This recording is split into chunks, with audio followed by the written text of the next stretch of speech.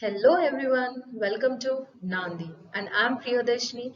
Today we're going to discuss about the topic inflation. Let us know how this inflation topic is important to most of the competitive exams.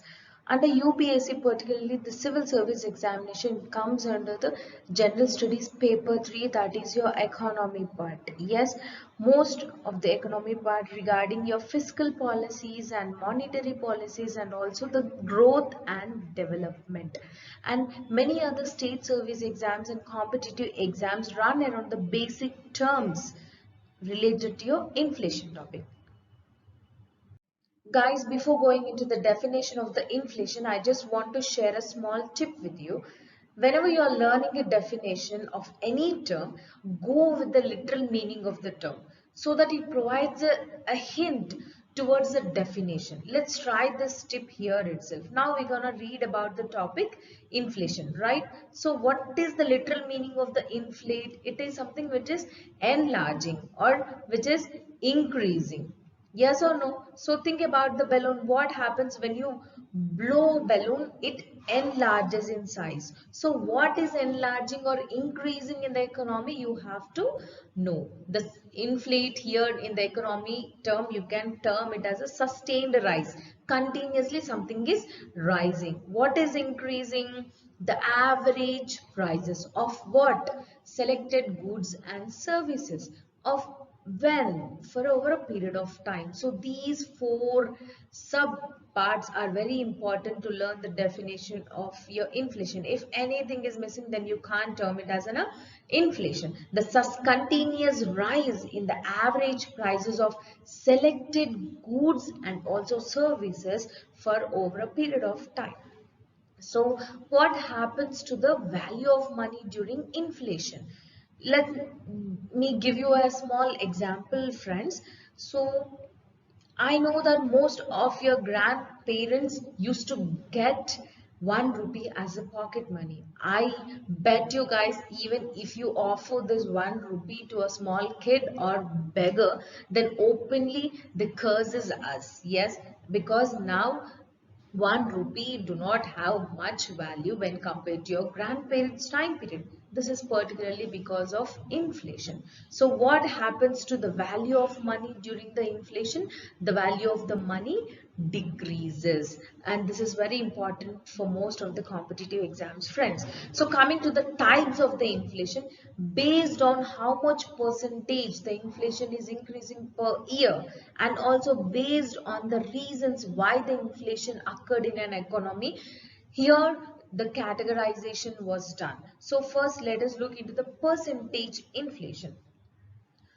Coming to the, if the inflation increases 1 to 3% per year, then it is called as a creeping or mild inflation. I already told you, go with the literal meaning of the terms to know the definitions. So what is meant by creeping? If think that a thief comes into your home, then how he will be walking? He'll not walk, neither he runs. He just creep or walk very slowly. Then it can be termed as a creeping inflation. And whenever the inflation is around 3 to 10% a year, then it is called as walking inflation. And if it is rising more than 10%, then it is considered as a galloping inflation. And if it is more than 50%, then it is hyperinflation. Then coming to the reasons, there were two reasons: demand pull inflation and cost push inflation. Let's look into it. What is demand pull inflation? Whenever there will be an increase in demand in the economy or the supply decreases, then demand pull inflation may occur. So I just want to give you this reasons to understand much more better about the demand pull inflation. First is the rise in population. Think that there are 100 chocolates to be offered to 100 students. Yes, so my supply is exactly matching my demand. But whenever there is a rise in population, what happens? Think that the students became 150 now, but I did not increase my supply. There were only 100 chocolates even now. So the demand increase. So what happens? I just increase the chocolate price because anyone who will offer much more can buy this chocolate earlier than the other person because the demand increased. That is because of the rise in population. And even if there is a continuously increasing in economic growth, what is our economic growth? How it is calculated? Gross domestic product. What is mean by gross domestic product, guys? The value of the goods and services in an economy. Yes, if think that continuously our economy of country is increasing, then everyone will be assured that yes, I will invest more, I will serve more, I can find more jobs. Yes, everyone will have an assurance. So in the name of assurance, they will try to spend more. It means expenditure more on goods and services. When you spend more, it means the demand is created. Yes. And next thing, under the black money and rise in income, low unemployment. If more people are employed, it means more people are gaining income. And even if the rise in income occurred, then people have more money in their hands. Even under black money category, that people may skip paying taxes at more number of times. So what happens?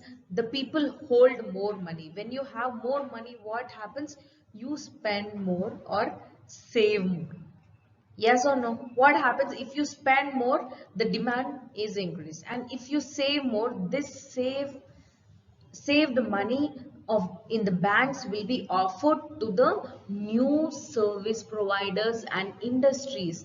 They will invest in new companies, and again the growth will increase. Whenever the growth is increased, again the demand for goods also increase, and it's a continuous cycle. Yes, when people have more money, either they spend or they save. Even when they spend, the demand is created. Even when they save, it can be treated as an investment for more of the services or industries. So whenever even the government expenditure increases, then also the demand is created in the economy. Even the exports, the demand for Indian goods are much more in international level, then also the prices of the goods and services increases. So all these are the reasons which creates the demand pull inflation. If you get much more ideas, then please do comment in the comment section. So what is cost push inflation? If there is an increment in the cost of your inputs to your material, then automatically it leads to increase in the cost of your final good and services. The best example, if think that you are working in an industry, and if the industry labor are getting more wages, and the cost of the raw materials which were used to make that product also increase, then what happened? As an industrialist, what he will be doing? He just increase the cost of the final product. Yes or no? So in this way, it leads to your cost push inflation. So in economy, at what times such cost push inflation may takes place? First is infrastructure bottlenecks. What is meant by infrastructure bottlenecks? I'll give you an example, friends. Think that government want to construct a railway station, and it started constructing this railway station in 2000, and unfortunately, because of some reasons, it got halted. It means it got stopped in 2002.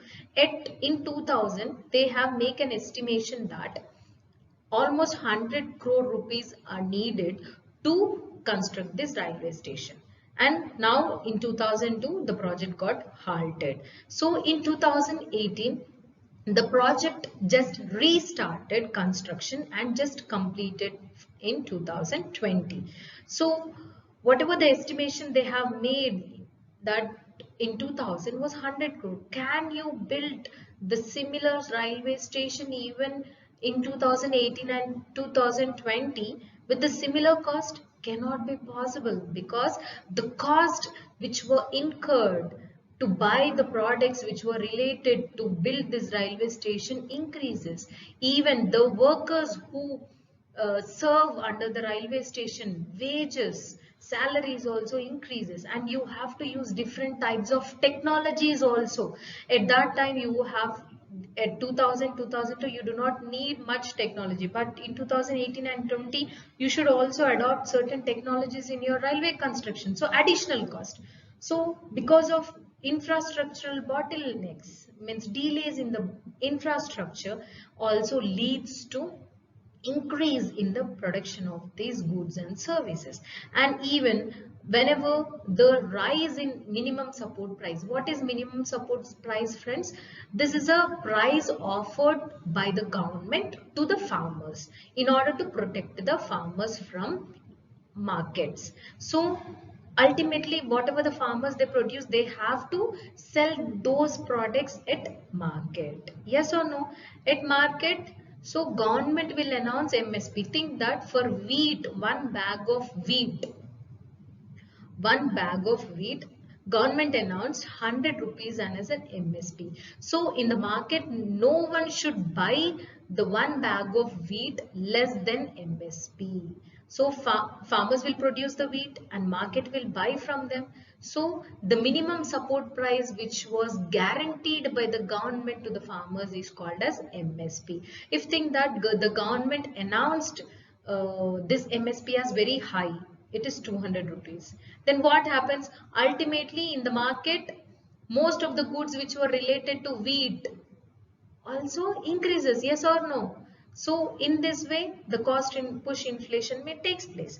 And even whenever there is a rise in international prices, if think that I'm manufacturing iron related product, but I should import iron from foreign countries. In foreign countries, the cost of iron got increased. So automatically, even whatever the product I'm making with iron also increases. Yes or no? So when there is an increase in prices at international level, that also impacts the prices at India's level too. Even the hoarding and black marketing make cost push inflation. How? What is mean by hoarding? Like think that I have produced 20 bags of onion. Yes, and think that many of my friends also produced onions. So if there are many onions, the people may buy from any of them. So the cost of onions will decrease. Yes or no? But, so what do? I just hoard 10 bags of onions at home, and onions do not spoil within a short period of time. So I'll be selling only 10 bags onions now because the cost of onions is very less now. So after 2 weeks, the cost of onions became high. So at that time, what do? Whatever the stock which I stored at home, I'll just sell in the market. So now I'll get the profit. So hoarding in market, many industries and manufacturing industries will perform this hoarding activity and black marketing to change. So whenever there is a black market, automatically the cost in push inflation also takes place. Even if there is an increase in indirect tax, think that there is a pen and it costs almost 10 rupees, and among 10 rupees 1 rupee is your indirect tax. So think that the government have increased the indirect tax to 2 rupees, then what happens to the price of the good? It becomes 11 rupees. Yes or no? Even all these are input related materials which makes the final good and services product price increase. So these are the reasons which leads to your cost push inflation. Let's discuss the remaining topics in the next video.